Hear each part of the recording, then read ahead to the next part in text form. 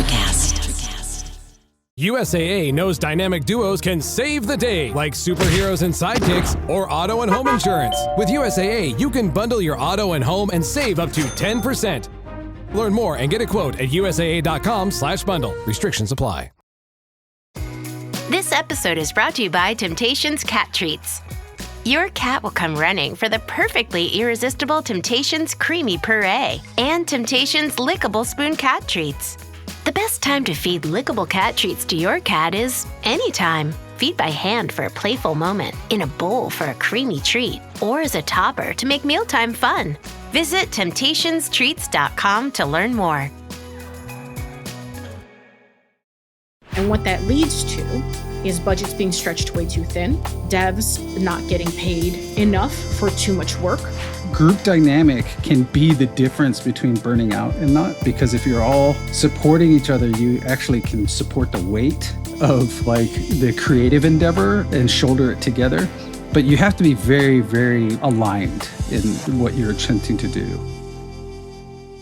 Layla, thank you for joining us. I know Layla from my time at GenVid, where we first met, but ever since then, I've come to cherish her thoughts on the game industry in general, but also just her connection and viewpoint on life and games in general.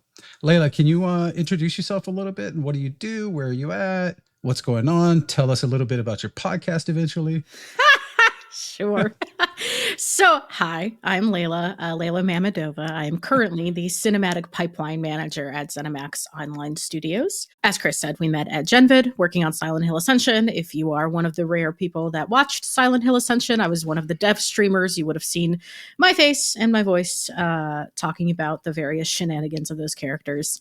Yeah, and I guess, you know, as you said, I'm kind of an old man trapped in a young woman's body, and just sagely and philosophical.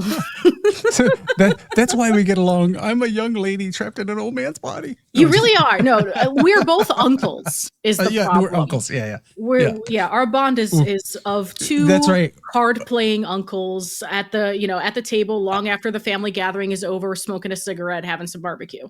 That's right. That we're the last to close it down in an uncle-like fashion. Absolutely. Part of my, if we're going to talk about group psychology and we're going to talk about my personal philosophies, plural, I think one of the anecdotes I can open up with is like, so I come from like a very mixed heritage. I was born in Russia, but my family is from, various USSR satellites. And so my family is very like Armenian, also half Armenian, half Azerbaijani. If you know those two countries, you know that didn't happen, but it did.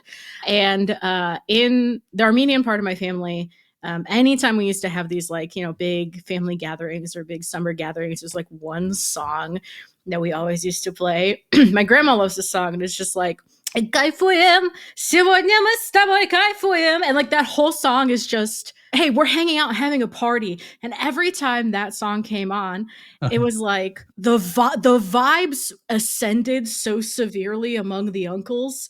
They almost began levitating. And I think that's the energy I gravitated towards. And then they would get into things like politics and, all their various old man pains and complaints.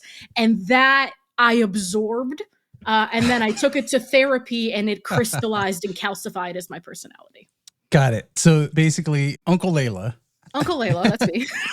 But that's actually a really great, interesting segue for us, because I wanted to talk to you about group psychology, both on the dev side and the player side. And I think there's an interesting, we are an amalgam as human beings of our experiences and the way we learn, and, learning group psychology is one of those things. So I'm an only child, but like on my mom's side of the family, the Korean side was a little bit larger, but there were definitely some cultural edges there. So my experience with group psychology had to be learned, right? Because I didn't have larger groups around me. In fact, making friends was very, I wouldn't say it was difficult, but it was very hard to expand beyond a certain amount of friends, because it didn't, like, group dynamics were, well, also I went to military school for 9 years. So basically group dynamics are very structured.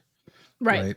And so my viewpoint on it, once I got to the game industry, was totally a different thing. But let's talk about dev teams and group psychology. When I say group psychology and dev teams, what does that mean? Or like, what What is it that is interesting about that for you?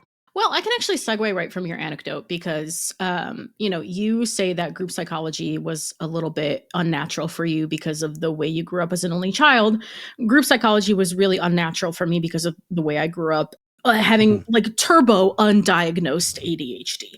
And if you know anything about ADHD, it is not only an attention problem, but it is it just completely changes the way your brain takes information in, and there's a lot of overlaps with autism, and understanding that has helped me contextualize the way I react to the world in a really big way. And so when I was younger, I really didn't know how to talk to people. Like, I thought loud was funny. I was really awkward. I was like mimicking behaviors that I couldn't understand. And so I kind of became personality soup of all of my friends. And it took me a really, really long time, I would say even post-college, to understand the purpose of certain interactions and how to make them my own.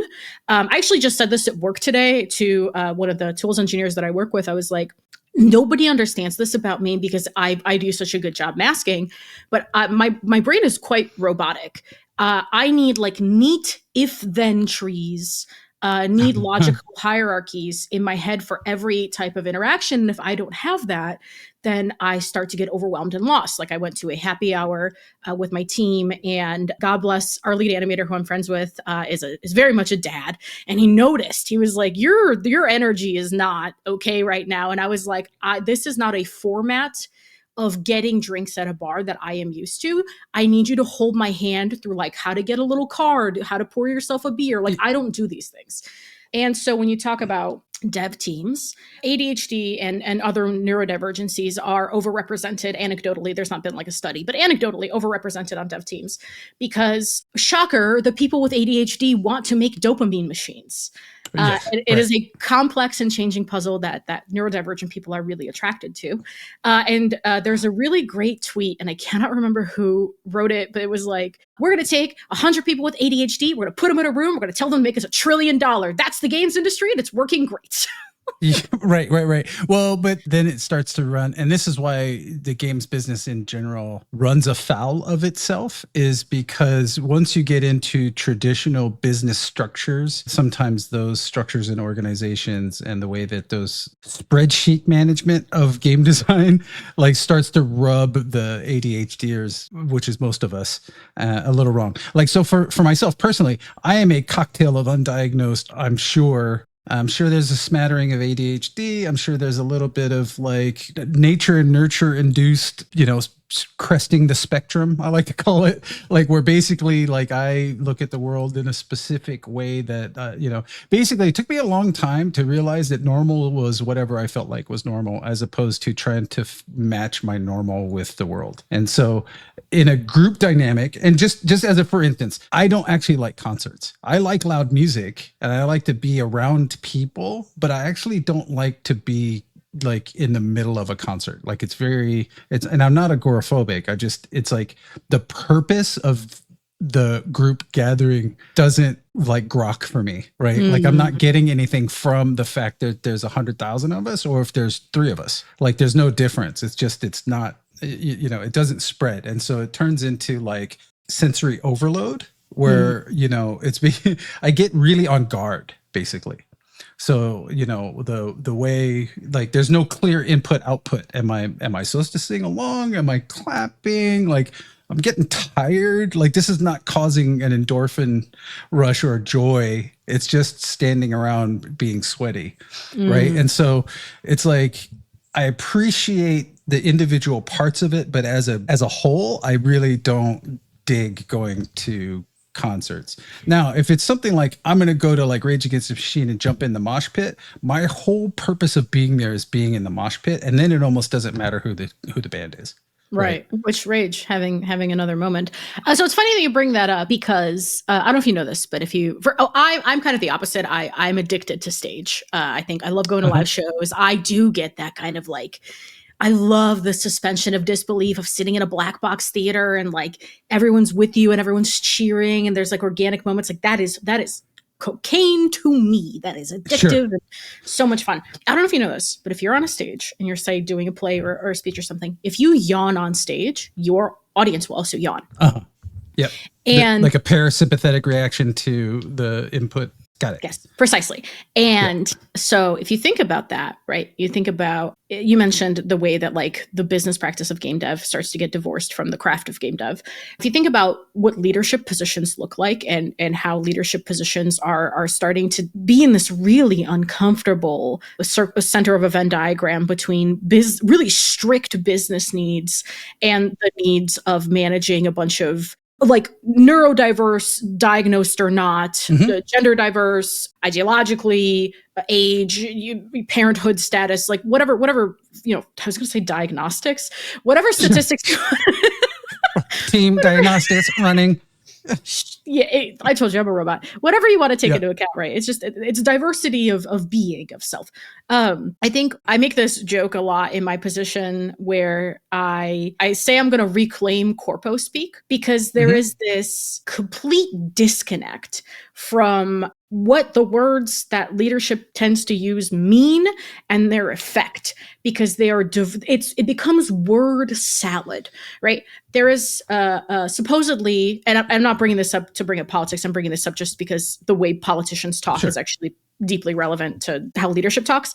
Kamala Harris is giving like her first speech soon, after the election, and one of her PR people put out this statement, and it is incomprehensible word salad. It is fluff. It is divorced of meaning. And it is just like that in leadership positions in these creative fields where you're talking about synergy, you're talking about profit margins, you're talking about all these things, and it's divorced from meaning. So when the leadership is yawning and their audience is not invested in what the context was of that yawn, they're not mimicking the yawn, and you start to get this division between the group. You start to get the management class, and then you're kind of like proletariat.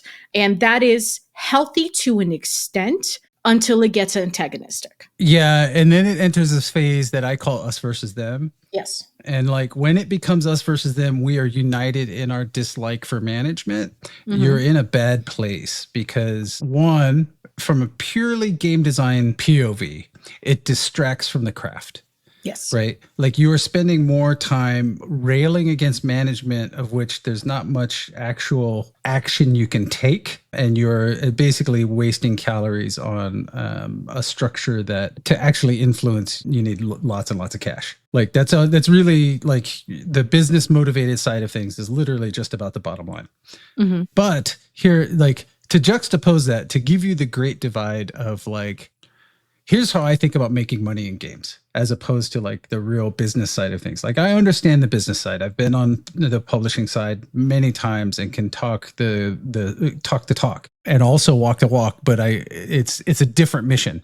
But as a creative game designer, the way I always looked at it was you need to be operating at Olympic levels of craftsmanship. If you are operating at that level and above, then you will find a way to get paid. Like, because once the connection in games is happening at such a high level of connection, it's almost impossible to not get paid. Right. And now I'm not talking about, there are plenty of great games out there that are not making enough money, but basically it's like, that was my philosophy of like, if I do this at a world-class level, then I will have all the tools I need to figure out how to make money at it. Right. And so for my 20s, that's why I slept under my desk a lot. It's why I did a lot of like, I did not socialize in the early years in this game industry, and I did not network, and I did not do those things because I was trying to become, the fastest 110-meter hurdler in the world, right? Like I was trying to be the best game designer, of which, I think was successful for a time, but we also bring on the idea of burnout at that point. Right. Which I think just yesterday allowed myself to think and speak the words out loud that I think I have finally overcome my creative burnout. Oh, that's good. Thank you. Yeah. Before I was a producer, I was a animator in television, and I burned myself out really, really bad because where you were trying to go really deep, I was trying to go really wide. I was trying to maintain the show style. I was trying to be marketable to the kind of like LA contingent. and also keep up with personal work. And it not only gave me a shoulder injury, I couldn't pick up a stylus for like 18 months. It was really hard. If you look at my drawing folders, they're just sparse between, like 2021, like right when I started at GenVid, really, I wasn't drawing at all. And then it took, 3.5 years to get over that. And because burnout is like physical, it's physical and mental and chemical. Like it's not just like a mood. It's something that happens to you. And, if we're talking about kind of, it's such a deep and multifaceted problem in every creative industry. Like games is not special in this, but you have this clash philosophically between creating art and creating corporate art, creating art for money, art for profit. Yes. I think sometimes audiences, certain contingents of audiences expect the subversive nature and challenge of art for art's sake from corporate art. And those are, sometimes you can get that, but not always. And then on the other hand, you have this problem of corporations thinking they can cater to a universal audience, which is a fallacy. It doesn't exist. There's no such thing as a universal audience. Yes. There are large audiences, sure, but you're never going to make everybody happy. And then you stack that on top of like, okay, so the imperative of any corporate art is to make money. You face the reality of like having a budget, having a limit. And I think the problem is that we're not really reckoning with constraints as an industry right now. We're trying to have it all. We're trying to have fidelity and depth and content and hours played. And not every game needs that. And not every game should have that. And what that leads to is budgets being stretched way too thin, devs not getting paid enough for too much work. Luckily, this is all getting a little bit better, right? Like we are improving as an industry. You hear fewer stories about death marches.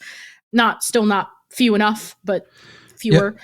And, it's, if we're going to get into like actual org psych, the basis for creative motivation of any kind, it doesn't matter what philosophy, what theory you look at, right? I recently read up on self-determination theory by University of Rochester researchers Ryan and Dacey, and that was through the filter of Daniel Pink, an author. And they say that the three components of intrinsic motivation, which is like the internal drive you have to do something, are autonomy, mastery, and purpose, which is to say you should be able to choose how you approach a task. You should be able to feel like you are challenged by the task appropriately without unnecessary hardship.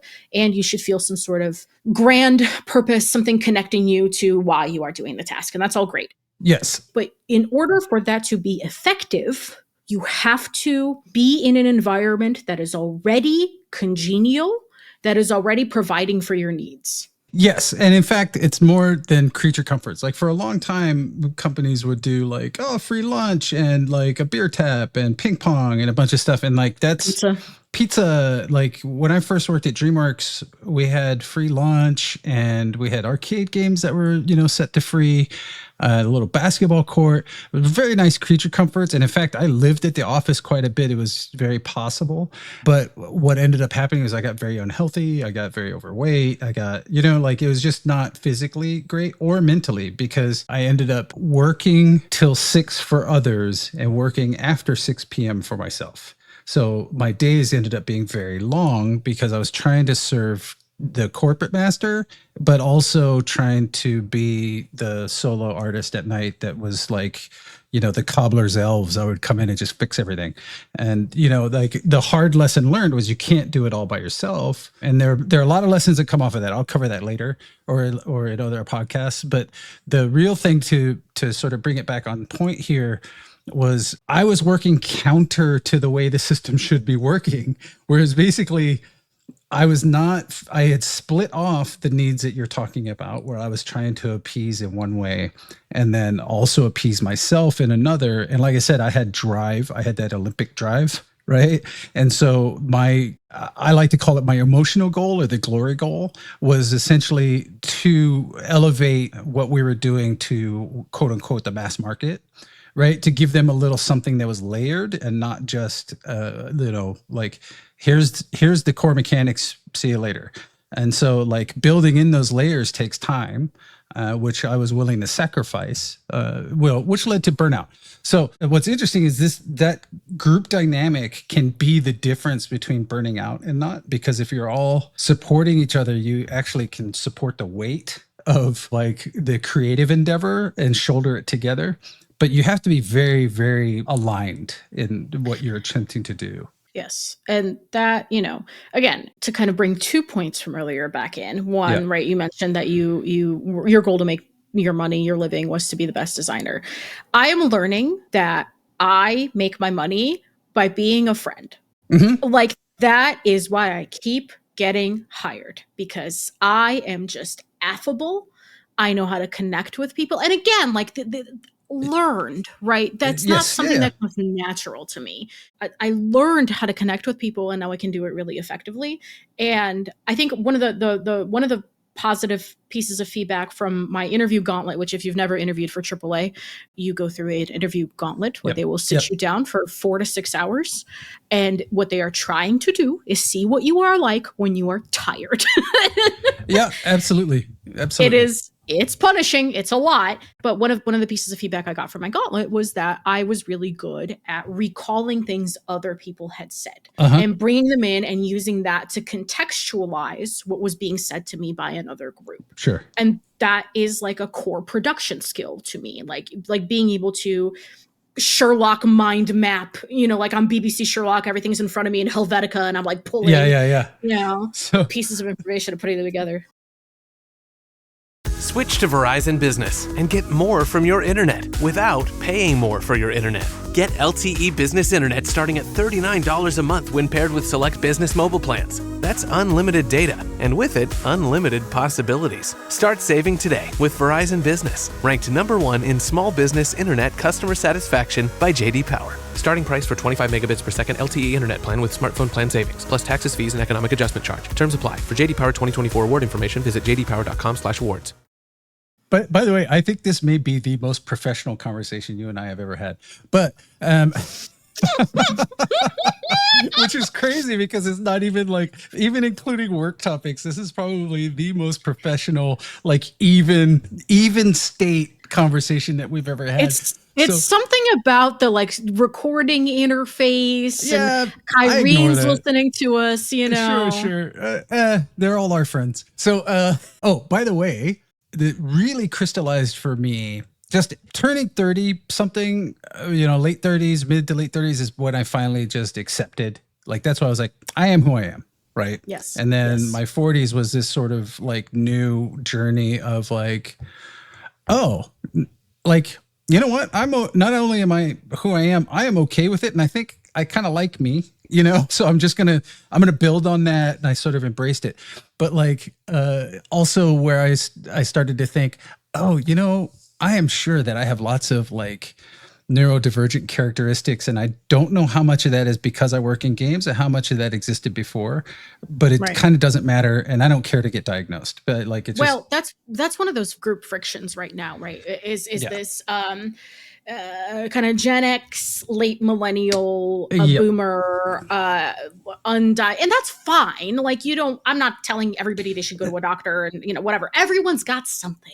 Yep. We're all little goblins, but there is a little bit of tension with kind of the new generation, and I think the younger, I'm thinking more Gen Z, Gen Alpha, right? I'm early millennial, kind of on the cusp. The more you get into there, it's more people embracing labels and being in neurodivergent and queer communities. The older I get, the more frustrated I am becoming with that, because I think the human experience is maybe a little bit too fluid to want to box yourself into things. And I got diagnosed with ADHD as like basically my whole life. I was made to feel like it was a personality flaw and not like a struggle, that I was like something was blocking me from doing things. I had that like crazy executive dysfunction. And when I got diagnosed, I cried because I was like, oh my God, it's my brain. It's not just me. But now that I've been living with the diagnosis and like, I tried some meds, they made me dizzy, so it didn't work out. And I've been just making like lifestyle changes and rearranging the way my apartment works and rearranging the way my day is and trying to make accommodations for myself.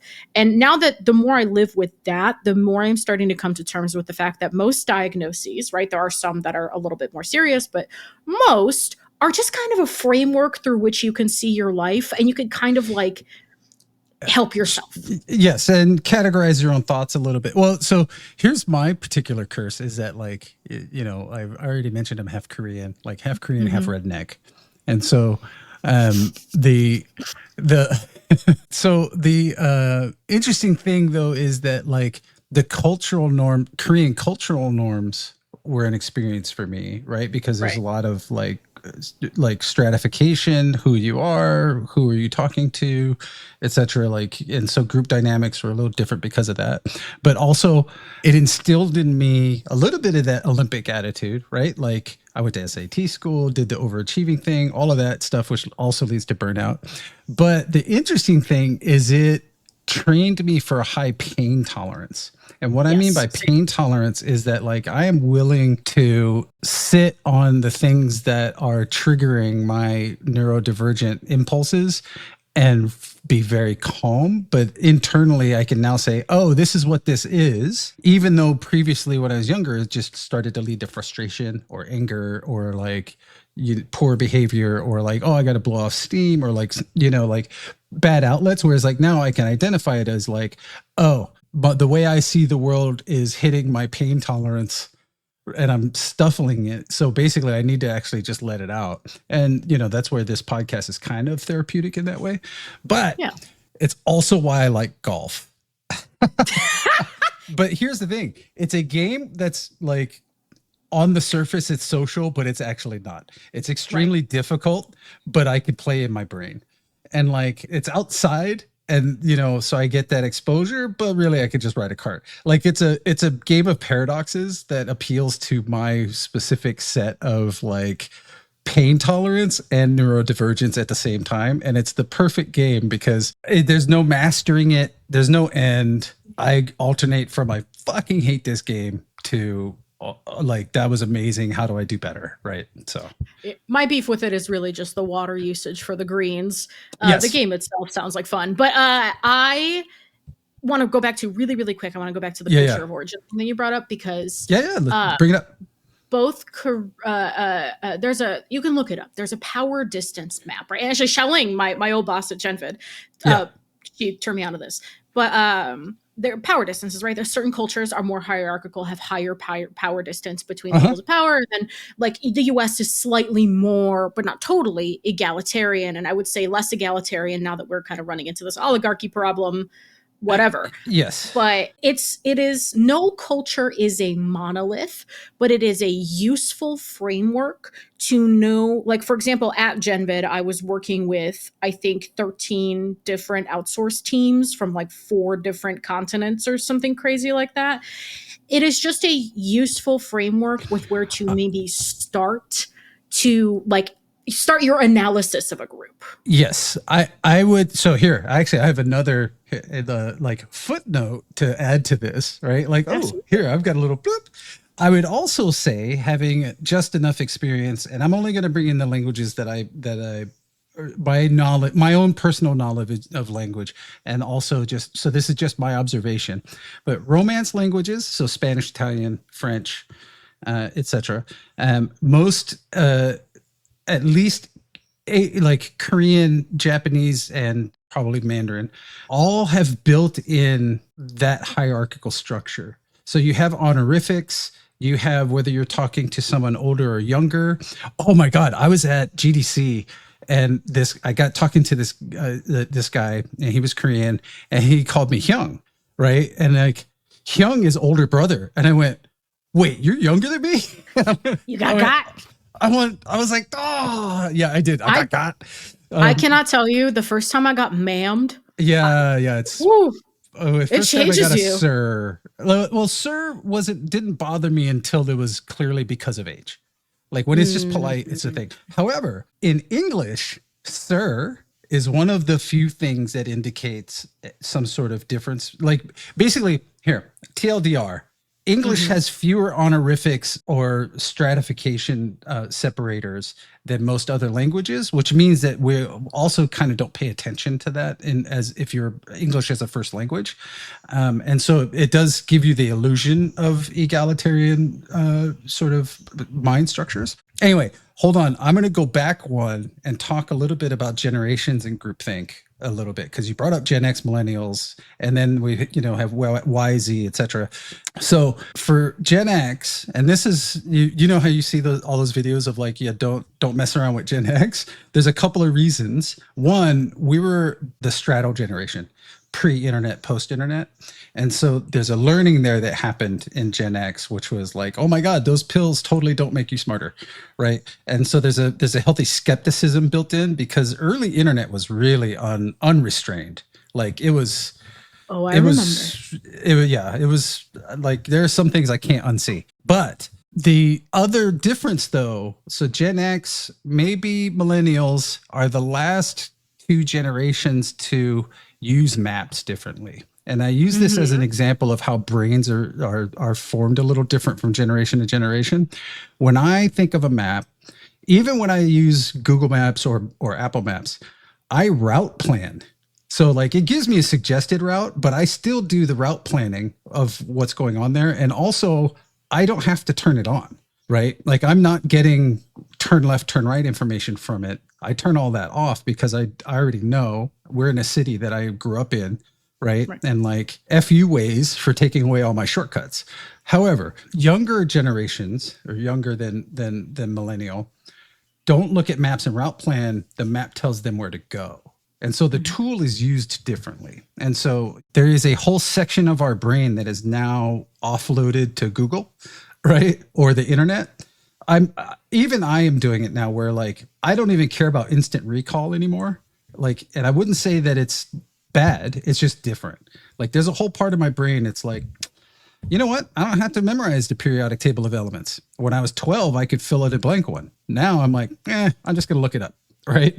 And so like the volume of information that I can pull in is different. So I would see that a younger generation looking for categorization is a lot based on their relationship with the world. Right. And so they're looking for community though. That's the other thing. This is the COVID generation. Yes, absolutely. And so they're basically trying to carve out these communal pieces. And how do you find people who are like you? You start to categorize yourself so you can find people of those categories. As opposed to before, it was like, oh, I showed up at school and there's 4 people I like and 18 people I don't like, and I'm going to hang out with these 4. Right. Right. I don't know why I like them. I just do. Proximity.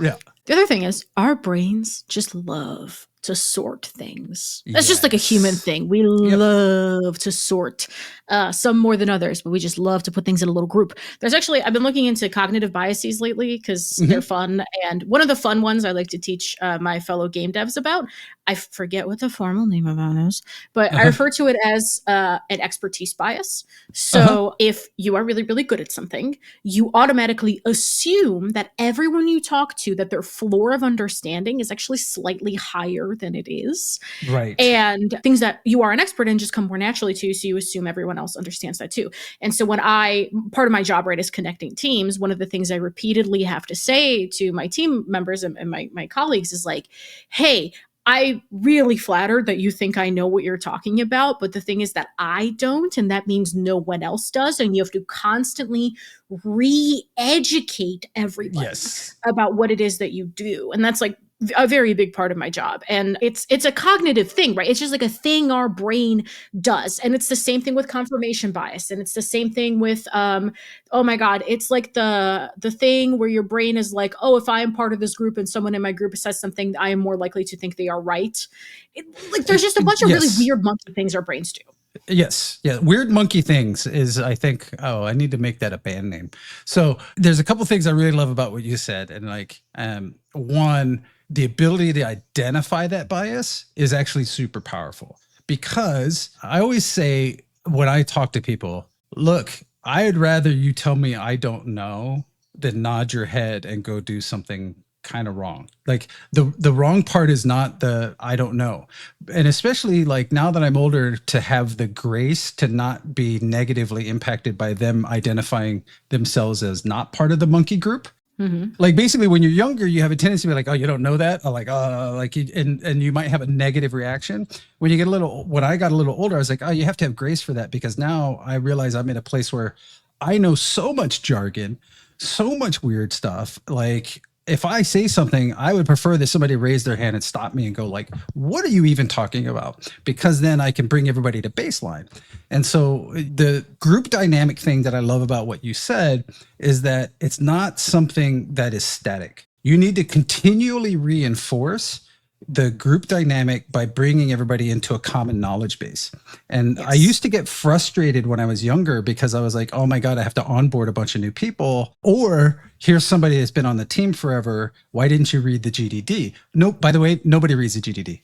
Not a single person. It doesn't matter. Like I wrote hundreds of pages, like, of a freaking encyclopedic volume that was the GDD, probably 80% what we shipped. 3 people read it. Right. I've also written it like in Confluence style, like in parts and like individual pieces and user stories and all other stuff. Nobody reads those either. The 2 people that made it read it. That's it. So the work is actually evangelizing your own designs and getting it to people by any means necessary. So here, this is going to be a soundbite. My approach to game design is operate at an Olympic level like Malcolm X. So by any means necessary, I need to operate at this level and get the designs across, right? So it's like, it's like basically I'm going to willpower this through, which also leads to burnout. Yes. If you really want to hurt your own feelings, go look at some Confluence analytics. Oh, no, I refuse. And it's hey, Chris, it's gotten worse because now not only does it tell you who read it, but it tells you if they just glanced at it or if they were engaged with it. The thing is, go hurt your own feelings. I don't know if that hurts my feelings anymore because what I realized. So by the way, here, I'm going to show you something. I have a stack, right, of notepads. You know what's in these? I don't know either because I can't read it. Like these are all full, but I like a couple of these are from Gen Days, a couple of these are whatever. But what I realized, and this is like the value of Confluence and documenting everything for me, is I am an expert at my own game, right? Mm-hmm. Because I wrote it all. And so like I'm really bad at facial recognition inside like past my close cohorts, right? When I meet people, literally their name and face like disappear. I'm like a goldfish. Like, I run into somebody outside of the building that I had a meeting, I won't remember them. What I do now is I sit down. I either do the marketing trick where I say their name 7 times, and I'll use it in a sentence, right? Where I say like, okay, Jeff, thank you, Jeff. All right, Jeff, would you like some coffee, Jeff? I need to go to the bathroom, Jeff. And I say it multiple times while looking at their face. If I'm at a conference room, I always bring a notepad. And what I do is I write everybody's name around the table as a mnemonic device. It's like a memory palace. Like I build the table on paper. And so the way that works for writing game design docs or Confluence docs is actually, I don't care that anybody reads them anymore. I'm doing it because I am creating a mnemonic for me to remember the things that I've organized, right? Right. Because like my brain is so fluid already. Like we have to capture the design in that moment so that I could stick to it. Yes. I've reframed the way I think about documentation in my head, which is quite similarly. Instead of thinking about documentation as instruction, I think about documentation now as a snapshot in time. Yes. And it's a contemporaneous note. Yes, precisely. If I could offer one recommendation to your listeners, one little piece of homework, there is a book that I recommend to every game dev I've ever met in my entire life. It is The Culture Code by Daniel Coyle. Shout out to my friend Steph, who was the one who recommended it to me.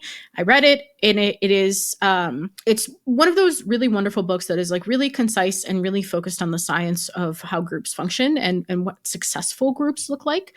And one of the things Coyle talks about in there, because you were talking about introductions and names and such, one of the things Coyle talks about is the importance of these belonging cues that we offer. And the thing about being in person is that a lot of the belonging cues are nonverbal. It is opening doors for each other. It is saying thank you. It is just saying hello, in the hallway or whatever. And these cues are designed to make us feel like we are safe, like we have a shared purpose. Yeah. And that in a distributed environment, which right now I'm hybrid, but when we were at GenVid, we were fully remote. When I was at the TV studio for a year, I was fully remote. If you are working in a distributed environment, you have to be extremely deliberate and extremely intentional with the way that you set those things up. And for me, that's like, we're in a meeting, first 2 minutes, guess what we're doing? How you doing? What's going on? Yep. How's the weather? How are the kids? Absolutely. But also be aware that your belonging cues, you don't want to, like, you might think, like, verify that your belonging cue is actually inviting, because in our cultural game culture, sometimes you might think like, yeah, I'm totally being inviting, and you're actually being abrasive, right? No, that's a great point. And I think the thing I'll say is this. I'll frame this as a producer who mentors a lot of young producers, right? I stopped recently for the sake of my own time, but I did a lot of it last year. And one of the things that I think is really useful for everyone of any trade ever, like any human being to learn, is that you should never take anything other than what a doctor gives you as prescriptive. Everything is made to be adapted. And I think when I watch young producers who are like so eager and so gung-ho, and I was like this too. Listen, I didn't come out of the womb fully formed.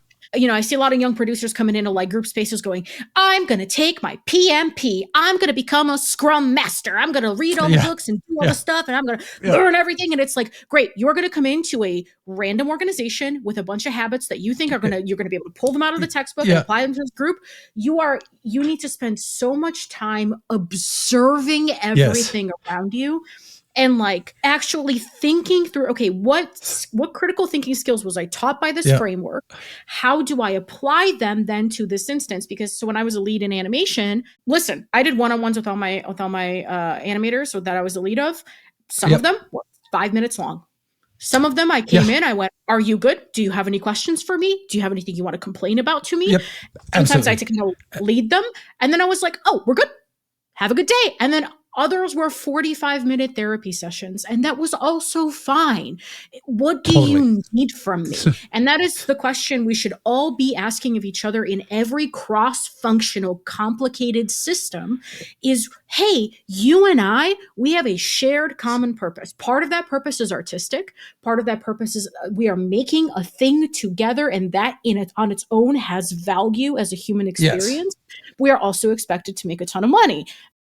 So what is it that you need from me, and how can I make you understand my context, my constraints, my expertise, my value for us to work together and go towards this common goal?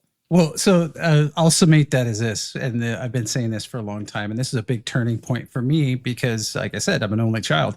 So group dynamics was, actually, the making games part is easy. It's really just a checklist of shit that I have to do. And I basically have to make that appealing to somebody else. I got that in the bag. It's the people part that's hard. And the people part is not only forging strong individual relationships, but forging strong relationships with the whole team. And part of that is place and function and role. But the other part is just figuring out like effective communication. Like sometimes it's shorter, sometimes it's longer, and having a little bit of grace as to accepting people's quirks or communication styles, or, you know, the like getting to the heart of the matter and not getting distracted by the details. You know, anyway. Yeah, we got the signals to start wrapping it up. So I'll take you out. I'll take us to a little anecdote that I learned today, actually. I work very, very closely with our animation team. I love them to pieces. They're fantastic. Small collective of animators and then a lead. And today during my one-on-one with the lead, I have been in this habit lately, and I think I picked it up from watching a bunch of like Trixie Mattel drag queen videos. But now anytime anybody says anything to me, my like active listening vocal tick is like, oh, love. Like you could say anything to me and it's so versatile. And I'm like, oh, love. I have learned that the animators do that now. Oh no! It is. They picked it up from you. Hysterical. Oh, that's amazing. It is so funny to me, but like that's that's one of those like belonging cues. It's like one of those things. Sure. Again, I really recommend everyone reads the Coil book because it gets into like when successful groups can start like using chirps instead of full communications, like how leaders work, and all sorts of things. You know, and you create your own language and there's shorthand, and you know it's really great when I get to work with somebody who I've worked with before and we have that shorthand established. But know that that's not going to happen automatically at a team. You have to work at it every time. And sometimes it won't happen. And sometimes it won't happen. So, you know what's interesting? And I'm going to end with this part of like, just on the note of like, sometimes it won't happen. is everything is communication is a two-way street. You're communicating out. There's effectiveness to be, whether you're effective or not, or clear, like conciseness, clarity. Those are all important, but it's also them communicating with you. And I'm not afraid to unemotionally communicate what's working and not working. And I think the real key is like work on the systemic parts of like, hey, that wasn't clear to me. Right? Please say that or say it a different way is actually way more important than, using the jargon or falling into a place. It's way more important for you to say, I don't know. Please explain again. Or what am I missing? Or like, let's get this to a place where we're both in agreement. By the way, I do this when I do job interviews now. Like I am not there to please them. Like we're interviewing each other. And so like basically, just as much as you want to present your best face to them, I am also judging them, right? Yep. Do I want to be here? Is this going to be a good group dynamic for me? Is this interview actually worthwhile, or are they just checking to see if they like me? Like, is there meat I here? love those. So, yeah. It's just like, oh, you're just checking to see if you like me? Well, all right, let's talk about golf. No, just kidding. I'm not kidding. Okay. So any final words? Wait, I want you to plug your podcast and then we're going to wrap it up, B. Sure. All right. So final words. I will say this. One of the most valuable skills any game dev, any person can really learn is how do you look past the trappings of a problem to the core of the problem? And how do you look past the trappings of any skill to the core of the skill? Because let me tell you, being a good decent painter is making me a better producer. Being a good musician and ensemble member makes me a better producer. Being a good producer, vice versa, makes me a better musician, a better family member, whatever. So I would encourage that. Don't rely on textbooks, rely on your experience, be part of a community, talk to people. It's turbo important. Everything else can come. I can teach you how to use Jira. I cannot teach you how to value other people. That has to come from you. As far as my podcast, it is Mortified, the Friendship Quest with me and tabletop aficionado / video essayist AA Voigt, who's actually, you should just check out Aaron because he is like turbo smart and makes great videos on tabletop RPGs. Recently made a great one about Andor and a game, the name of which I'm blanking on, by Jess Levine, and just really, really, really smart, beautiful work. And then we do a funny, silly podcast together that started as a COVID era project where we just realized we needed to talk to someone once a week or we would die. So we started Mortified, which is like it's bi-weekly now. We review whatever piece of media lands our way. If you listen to it on Monday on Spotify or wherever you get your podcasts, YouTube, doesn't matter. We read Agatha Christie's Murder on the Orient Express. And then because we didn't have enough to talk about, watched the insane Kevin Branagh adaptation. Oh, I think I need to watch that. Yeah, that sounds amazing. So I think you need to introduce me to Andrew. I think we'd have a good time. Oh, and also, I would love to come on and hang out with you guys on your podcast. Oh, I will pitch that to him immediately. Okay. Well, because I don't have board game design skills. I get frustrated because I want the computer to auto-magically do stuff for me. And so I would love to discuss some board game stuff with him. I have a board game I want to like have somebody really pick apart, and the reason why it won't ever get made. Okay, awesome. Thank you so much for being on, Layla. We have our next one-on-one next week, so I'll talk to you soon.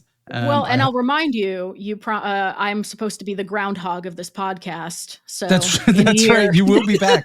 Well, next time I want to talk about unions and your place in that, and then also how groupthink affects a unionized structure. Yes. Proud member, TWA Local 2100. Thank you for having me. That's right. Thank you, Layla.